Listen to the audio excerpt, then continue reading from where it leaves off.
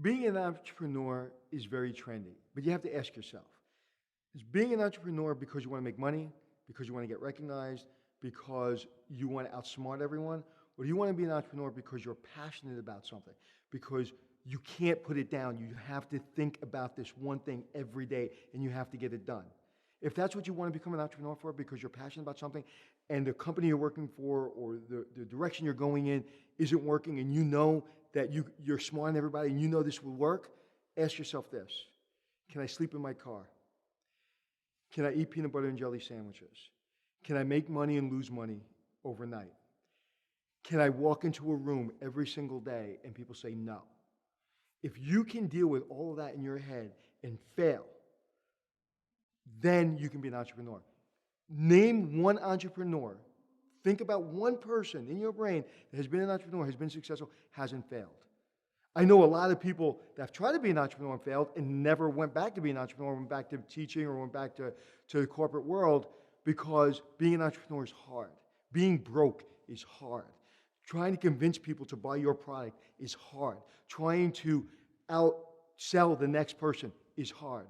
Entrepreneurship is trendy right now, but if you can outwork everyone and you have a better product and you have, more important than anything, the willpower to do it, you hear it all the time. You hear it on Shark Tank, you hear it with Mark Cuban. It's like, if you want this, you have to want it more than anything else in the world. Being in the hotel business, I never thought about being an entrepreneur. I never thought that I was going to go out and have my own company. I never thought I would be on TV. I never thought that I would have my own line of amenity products. I never thought any of that until one day I said, I'm pretty good at this hotel thing. I'm pretty good at this hospitality thing. Why not me? And I went all in and I did the work. And I work probably 70 hours a week, probably more. I travel 200 to 300,000 miles a year. I'm always on time. I always look like I slept 12 hours even when I only slept 30 minutes. Because I want it that bad. If you're willing to sacrifice, you'll be successful. But you don't know what sacrifice is until everything is wiped away. Then you realize what success is. And run to your first failure.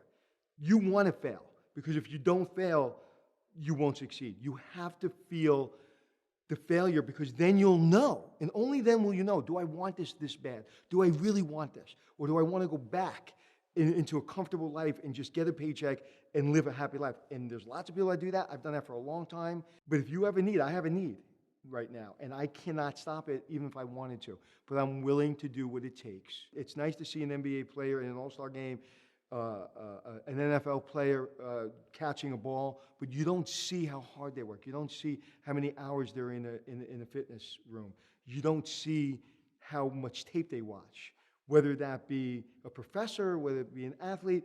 You just see their titles. You don't see the work. So when I show up and when I'm on television, you see the nice suit and the nice car, and I live in a nice house.